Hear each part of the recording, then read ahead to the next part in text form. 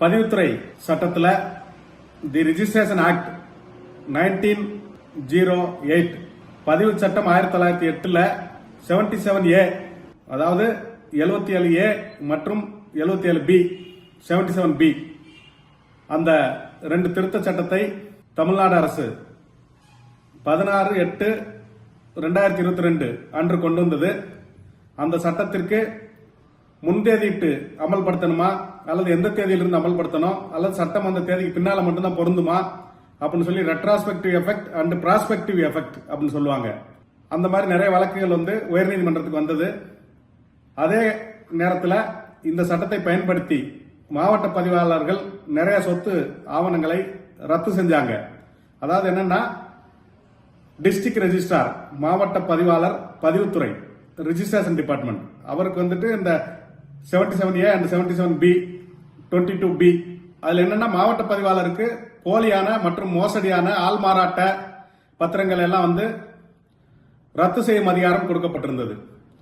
அது மதுரை உயர்நீதிமன்ற கிளையில் நீதியரசர்கள் முன்னாடி விசாரணை முடிஞ்சு அது மீண்டும் அதுல முன்தேதிட்டு பண்ணணுமா பின்தேதிட்டு பண்ணணுமா எந்த தேதியில் பண்ணணுன்றதுக்காக சென்னை உயர்நீதிமன்றத்திற்கு அனுப்பி வைக்கப்பட்டது. அந்த சென்னை உயர்நீதிமன்றத்தில் நீதியரசர்கள் எஸ் சுந்தர் அவர்களும் மாண்புமிகு என் செந்தில்குமார் நீதியரசர் அவர்களும் விசாரிச்சு முடிச்சு 16/4/2024 அன்னைக்கு தீர்ப்பை ஒத்தி வைத்திருந்தாங்க. ஆர்டர்ஸ் ரிசர்வ்டு போட்டிருந்தாங்க.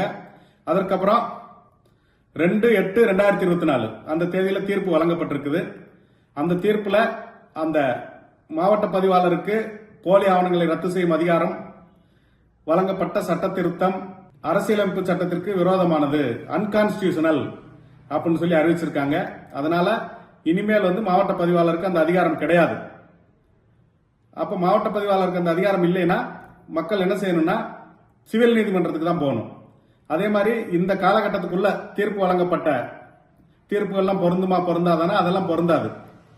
இந்த நேரத்தில் என்ன செய்யறாங்கன்னா நிறைய பேர் அந்த இதுக்கெல்லாம் மாவட்ட பதிவாளர் சில ஆவணங்கள் ரத்து செய்யறாரு, அவங்களும் ரிட் பெட்டிஷன் போடுறாங்க.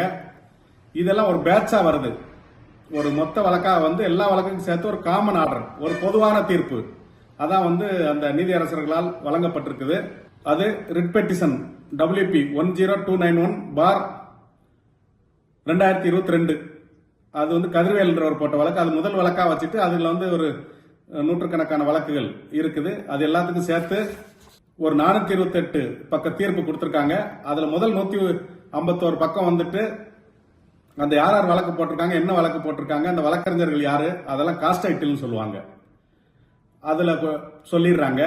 அதுக்கப்புறம் அந்த ஜட்ஜ்மெண்ட் 151வது பக்கத்துல இருந்து வருது அந்த தீர்ப்பு. அதுல டீடைலா அந்த தீர்ப்பு கொடுக்குறாங்க. அதுல பல்வேறு சட்டங்களை பத்தி பேசுறாங்க. லிமிடேஷன் ஆக்ட், காலவரையறை சட்டம், ஸ்பெசிபிக் ரிலீஃப் ஆக்ட், இந்த சட்டங்கள்லாம் இருக்கும்போது ஏதாவது ஒரு பிரச்சனை, ஒரு போலி ஆவணம், ஒரு ஆள் மாறாட்ட ஆவணம் இப்படிலாம் நடந்தா 3 ஆண்டுகளுக்குள்ள சிவில் கோர்ட்டுக்குள்ள போகணும்லாம் சட்டம் இருக்குது. இதுல கால வரையறையே சொல்லல. அது போக கைட்லைன்ஸ், நீங்க எப்ப இருந்து விசாரிக்கணும், என்ன மாதிரி விசாரிக்கணும், எந்த மாதிரி வழக்குகளை விசாரிக்கணும், விசாரிக்கிறதுக்கு உங்களுக்கு எந்த அதிகாரம் இருக்குது, இதெல்லாம் சொல்றாங்க. அப்ப என்னன்னா டிஆர் சட்டம் படிச்சவர் இல்ல, சட்டம் படிச்சவங்க டிஆர் இருக்கணும்னு அவங்களுக்கு தகுதி வரையறுக்கப்படல.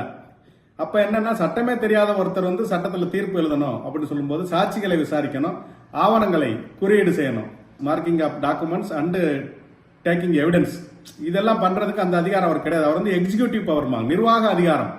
டிஸ்ட்ரிக்ட் ரெஜிஸ்ட்ரார் நிர்வாக அதிகாரம், எக்ஸிகியூட்டிவ் பவர், நீதித்துறை அதிகாரம் இல்ல. அப்ப அவர் அது மாதிரிலாம் செய்ய முடியாது. அது மாதிரி இது மத்திய அரசு சட்டம். மத்திய அரசு சட்டத்துல மாநில அரசு திருத்தம் கொண்டு வருது. அது பண்ண முடியுமா அப்படின்னா மொத்தம் இந்திய அரசியலமைப்பு சட்டத்துல 3 பட்டியல் வச்சிருக்காங்க. அது மத்திய பட்டியல், அப்புறம் மாநில பட்டியல், அப்புறம் 2க்கும் சேர்ந்து பொது பட்டியல். அதான் சென்ட்ரல், ஸ்டேட், கன்கரண்ட் அப்படின்னு சொல்லுவாங்க. Central list, state list, concurrent list. இது கன்கரண்ட் லிஸ்ட்ல வர்றதுனால மாநில அரசு பண்ண முடியும். அதே மாதிரி மாநில அரசு கவர்னர்கிட்ட பெர்மிஷன் வாங்கி அதை ஜனாதிபதிட்டையும் இந்த சட்டத்திற்கு ஒப்புதல் வாங்கியிருக்காங்க. அப்ப சட்டம் செல்லும். அந்த சட்டம் அரசியலமைப்பு சட்டத்திற்கு உட்பட்டதா அப்படின்னு பார்க்கும்போது அரசியலமைப்பு சட்டத்திற்கு விரோதமானதுன்னா நீதிமன்றம் அதில் தலையிட்டு அதை ரத்து செய்யும் அதிகாரம் நீதிமன்றத்துக்கு இருக்குது. அதுல 22B அப்படின்றது ஃபேக் டாக்குமெண்ட், போர்ஜரி டாக்குமெண்ட் அதெல்லாம் கொடுத்தா சப் ரிஜிஸ்ட்ரார் ரிஜிஸ்டர் பண்றதுக்கு மறுக்கலாம், சார் பதிவாளர் அதை பதிவு செய்ய மறுக்கலாம் அப்படின்ற சரத்திற்கு அது வேலிட் அப்படின்னு சொல்றாங்க. அது ஓகே, அது வந்து ரெஜிஸ்ட்ரார் சப் ரெஜிஸ்ட்ராரோட பவர். அது மாதிரி வந்து 77B அப்பீல் டிஆர் வந்து ஒரு ஆர்டர் போட்டாருன்னா அதுக்கு மேல வந்து ஐஜி ரெஜிஸ்ட்ரேஷன் அவருக்கும் அதுக்கு மேல மாநில அரசுக்கு எல்லாம் அப்பீல் பண்ற பவர்ஸ் இருக்குது. அது வந்து 77B சொல்றாங்க.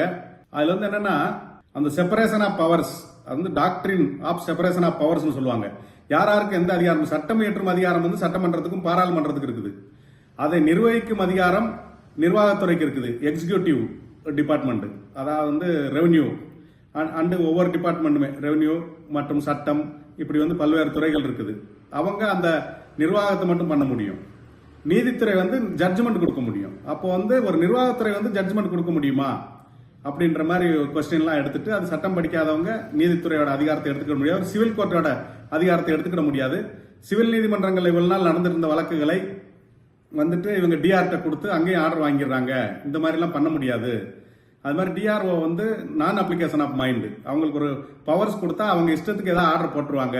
இப்படிலாம் சில முன் தீர்ப்புகளையும் எடுத்து வச்சு அந்த நீதிமன்றத்தில் அந்த தீர்ப்புகளில் சொல்றாங்க. இது வரைக்கும் வந்து இந்த சட்டம் வந்ததுக்கு அப்புறம் இது வரைக்கும் வந்து ஒரு 11,000 to 12,000 மனுக்கள் வந்து போலி ஆவணங்களை ரத்து செய்யணும்னு டிஆர் கிட்ட தாக்கல் ஆயிருக்குது. அதுல ஆயிரக்கணக்கான மனுக்களுக்கு டிஆர் வந்துட்டு தீர்ப்பும் சொல்லியிருக்காங்க.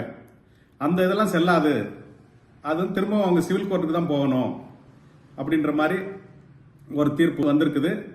அப்ப 77A and 77B of the registration act 1908 அது வந்துட்டு அன்கான்ஸ்டிடியூஷனல், அதாவது அரசியலமைப்பு சட்டத்திற்கு விரோதமானது.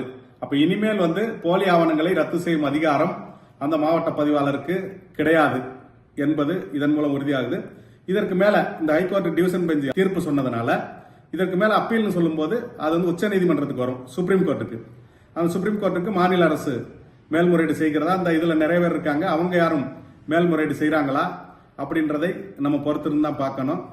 அல்லது இதுல வந்து தேவையான இந்த வழிகாட்டு நெறிமுறைகள் என்னென்ன சொல்றாங்களோ அந்த மாதிரி தேவையான திருத்தங்களை கொடுத்து மீண்டும் அந்த அதிகாரம் கொடுக்கப்படுமா, அதெல்லாம் வந்துட்டு மாநில அரசு முடிவெடுக்க வேண்டிய விஷயம்.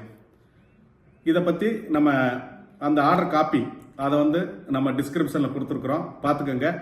இது சம்பந்தமா ஏதாவது சந்தேகங்கள் இருந்தால் நீங்க கேள்வி கேளுங்கள். மேலும் இது சம்பந்தமா டீட்டெயிலா அந்த ஃபுல் ஆர்டர் என்னன்றது அடுத்து வரும் எபிசோடுகளில் தொடர்ந்து பார்க்கலாம். நன்றி, வணக்கம்.